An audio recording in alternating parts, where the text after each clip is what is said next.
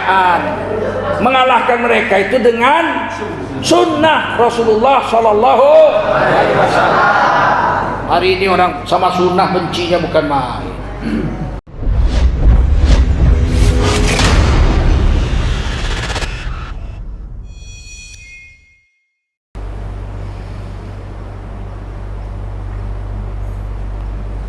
Oleh karena itu, ini iman diperiksa di kubur, Pak. Kalau selesai urusan iman di kubur, maka berubahlah kuburnya menjadi taman daripada taman surga. Allah mengatakan kepada malaikat, khudh firashan minal jannah, ambillah sebuah tempat tidur dari surga, bentangkan di kuburannya, maka tidurlah dia di atas tempat tidur dari surga sampai hari kiamat. Berapa nyamannya kuburnya. Dan kuburnya pun meluas seluas-luas mata memandang. Saya sering naik kapal terbang.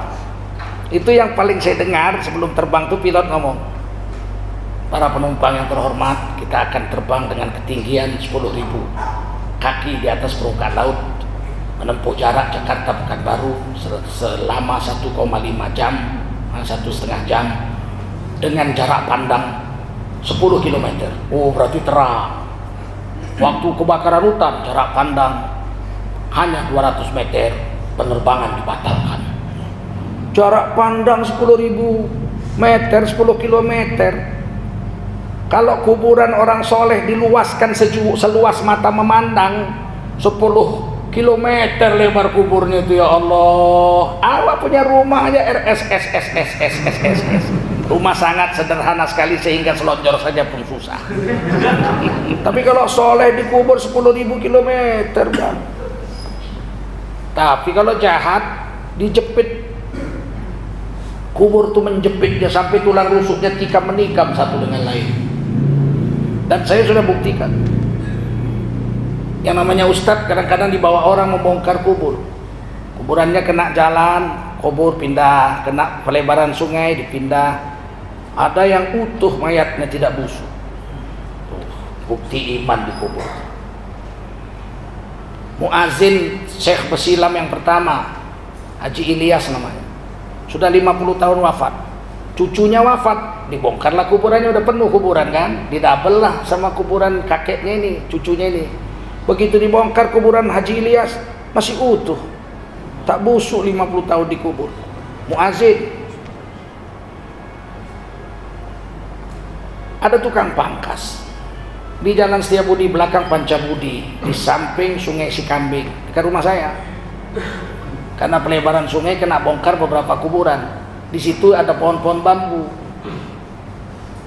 Banyaklah yang ditembus akar bambu tuh, mayat-mayat, tulang-tulang tuh. Payah kali mengambil tulang-tulangnya. Tapi ada satu tukang pangkas, sudah 7 tahun wafat. Badannya masih utuh, akar bambu itu melingkar, nggak ada satupun akar bambu yang menikam tubuhnya. Tukang pangkasnya, tapi jaga waktu, sholat 5 waktu, nggak pernah tinggal. Setengah jam mau azan dia sudah pakai sarung, udah pakai baju teluk belanga, menunggu azan. Dia nyebrang dari tempat pangkasnya itu, seberang itu ada masjid, Jalan Binji. Situlah kerja dia setiap hari, zuhur, asar, maghrib, setengah jam sebelum azan dia udah masuk masjid. Subuh dengan isya dia di rumahnya. Asal setengah jam lagi mau azan dia udah masuk masjid. 5 waktu dia jaga masjid, dia tukang pangkas. 7 tahun mati belum busuk mayatnya. Ada satu kuburan lagi dibongkar, banyak kuburan di Masjid Juang 45, Jalan Serdang, Medan. Saya lama mengajar situ. Dibongkar. Di antara kuburan yang dibongkar itu ada satu anak gadis, sudah 25 atau 27 tahun dikubur, badannya tidak busuk. Kain kapannya pun belum rusak. Anak gadis. Ditanyalah kepada saudara-saudaranya, apa kelebihan saudara kalian ini? Dulu kami gadis pingitan, rumah panggung, kami di atas rumah tak boleh turun, kecuali kami udah kawin baru dibawa suami kami. Kami nggak boleh turun, asal datang tamu pakai tabir. Depan tuh laki-laki sama bapak kami ngobrol, kami nggak pernah jumpa. Kalau tamu perempuan baru masuk ke dalam tabir. Tapi adik kami ini luar biasa, kalau datang tamu dia bikin teh atau bikin kopi, dia goreng ubi atau goreng pisang, goreng keladi, apa aja yang ada makanan dia masak, dia keluarkan dari balik tabir untuk tamunya. Kami mencegahnya, untuk apa kau susah-susah? Tamu itu pun nggak kenal sama kita, nengok muka kita pun nggak ada. Ngapain kau kasih makan? Pura-pura bodoh aja, tidur aja kita. Dia bilang jangan. Tamu itu harus dihormati. Kita ini orang Islam. Sampai dia mati. Masih gadis nggak sempat kawin. Ikramul muslimin, memuliakan orang Islam. Tidak busuk mayatnya dikubur. Dan dia tidak pernah keluar rumah. Tidak pernah dilihat orang auratnya. Wajahnya aja nggak dilihat orang. Jadi kubur itu membuktikan kepada orang hidup ada siksa kubur atau ada nikmat kubur itu bisa dilihat dengan mata. Ada kuburan itu yang kita bongkar, tulangnya setumpuk, kepalanya sama kakinya patah-patah, setumpuk. Siapa menumpukkan tulang itu? Kan tidur di kubur itu kan berbaring, betul nggak? Setumpuk tulang itu siapa menumpuknya? Ada tulang tuh tidur tapi putih bersih, jadi tulang tapi putih. Ada yang hitam angus, siapa membakar tulang itu di kubur? Mesti ada azab kubur itu. Dan Allah ancam kita, alhaakumut takatsur hatta zurtumul maqabir kalla sawfa ta'lamun thumma kalla sawfa ta'lamun kalla law ta'lamunal ilmal yaqin. Bermegah-megahan hidup di dunia, lomba kaya, lomba punya harta banyak, lomba punya kedudukan tinggi, lomba punya istri anak banyak, menyebabkan kamu lupa dengan Allah sampai kau masuk lubang kubur. Sekali-kali jangan begitu, nanti baru tahu kau nasibmu dikubur. Kemudian janganlah begitu, nanti kau tahu nasibmu dikubur. Berarti ada sesuatu di kubur itu. Betul? Tapi kalau beres iman, kubur menjadi taman-taman surga. Di akhirat baru diperiksa amal. Islam itu diperiksanya di akhirat. Makanya orang kafir langsung digiring masuk neraka, karena udah nggak lolos. Untuk apa lagi amal diperiksa, iman nggak punya. Nah, yang beriman ada dosa, ada pahala, ditimbang amal. Yang mati bertakwa, yang mati bertakwa nggak diperiksa di akhirat amalnya, langsung digiring masuk surga. Wasiqal ladzina taqaw rabbahum ilal jannati zumara. Allah giring orang bertakwa serombongan, serombongan, serombongan, serombongan masuk surga, nggak diperiksa-periksa. Hatta idza ja'uha wa futihat abwabuha. Sampailah penduduk surga itu depan pintu surga, barulah pintu surga dibukakan. Di pintu surga masih dikunci. Siapa yang buka pintu surga? Baginda Rasulullah Muhammad sallallahu alaihi wasallam. Mitaul jannah biyadi, kunci surga di tanganku, kata Nabi. Wa ma'iya bi sab'ina alaf min ummati yaumal qiyamah. Rombongan pertama masuk surga aku. Nabi-nabi lain belum, kata Nabi. Nabi Musa, Nabi Isa belum. Nabi Muhammad lah orang pertama masuk surga setelah dibuka pintu oleh Nabi Muhammad. Tapi beserta Nabi ada 70.000 umat Nabi yang bertakwa, satu rombongan dengan Nabi. Kira-kira masuk nggak kita rombongan pertama itu bersama Rasulullah itu? Masuk nggak? Nah, sahabat Nabi aja 124.000, yang masuk surga rombongan pertama 70.000. Kita masuk rombongan pertama. Dijambak rambut kita. Mereka 17 kali perang bela agama, 124.000 orang yang masuk surga cuma 70.000 yang pertama ya. Baru rombongan kedua 70.000. Kita rombongan pertama melawan Ahok pakai SMS aja nggak berani.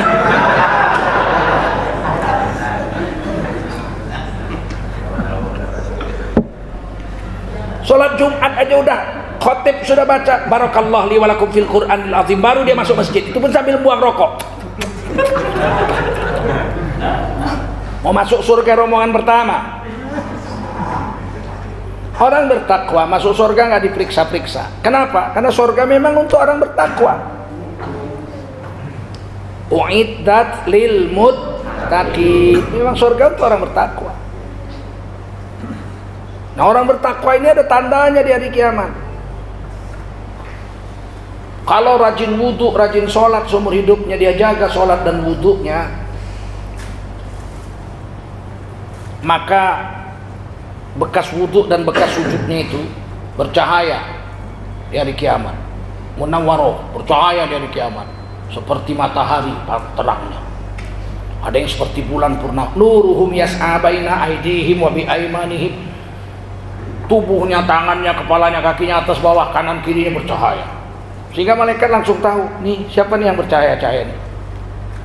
Ini umat Rasulullah. Mau kemana? Mau ke surga. Apa amal kalian waktu di dunia? Oh, kami senantiasa berwudu dan menjaga sujud. Masuk surga. 8 pintu surga. Pintu utama yang pertama namanya babus sholat. Pintu untuk orang-orang yang unggul sholatnya. Jelas? Nggak diperiksa, bercahaya. Tapi ada yang ikut masuk. Loh, itu kan bapakku itu, lari. Itu kan adikku, lari. Itu pamanku. Loh, itu kan supirku. Kok bisa bercahaya ya supir ya? Dia lari, dia kejar, semua ikut mau masuk. Di stop malaikat tengah jalan. Wamtazul yauma ayyuhal mujrimun. Minggir orang berdosa. Nggak boleh kamu ikut masuk. Itu kawanku itu bibiku, itu adikku, itu tetanggaku. Minggir. Mereka orang-orang yang menjaga sholat, menjaga wudu. Kenapa kami nggak boleh? Raimu meleketek, mas.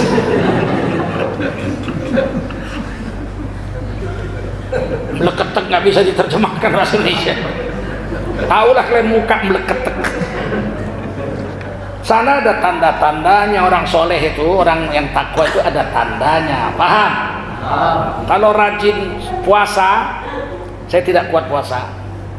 Yang rajin puasa itu, puasa sunat-sunat, saya nggak kuat. Bos saya Senin Kemis, bos, duitnya 2 triliun.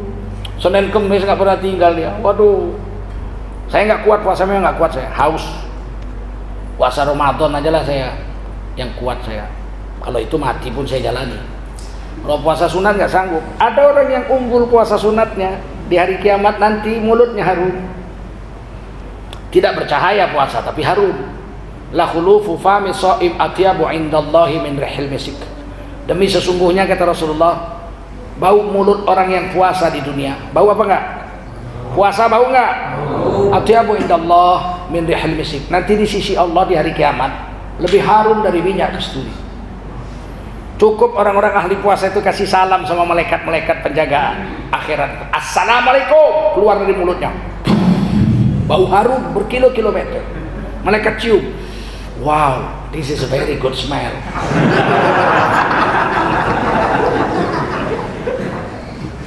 Dia boleh masuk pintu babur royan.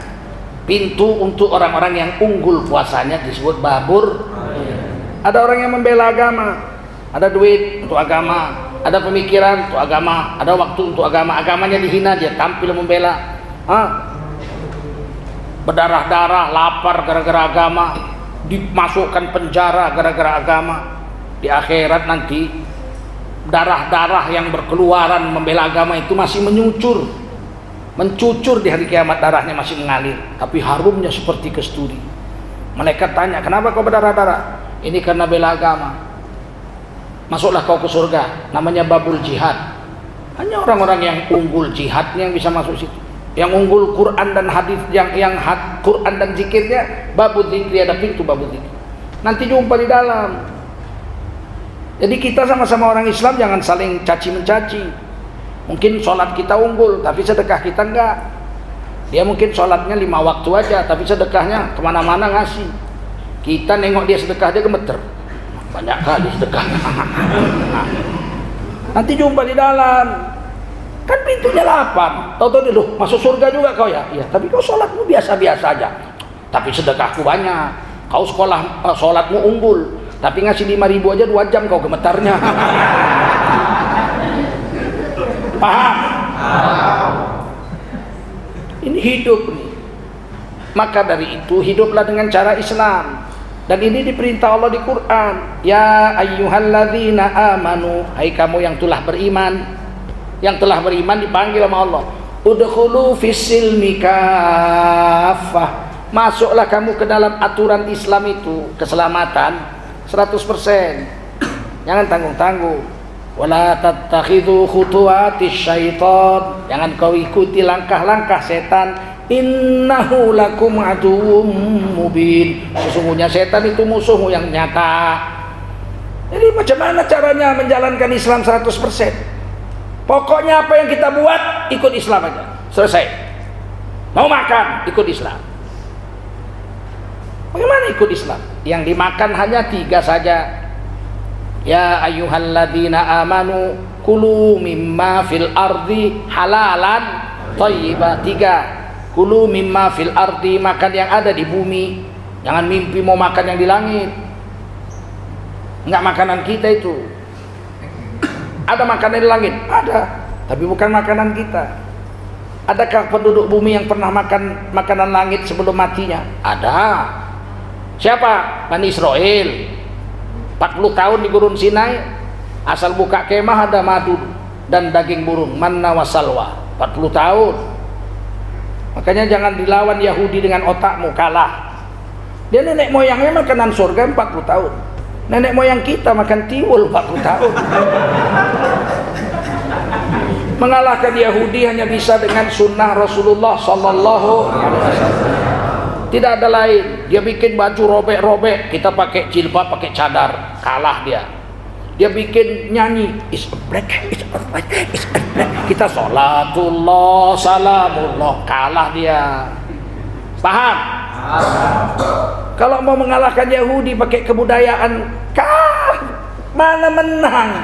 Kebudayaan orang tuh anak-anak muda suka. Enak. Tahu-tahu kita matikan.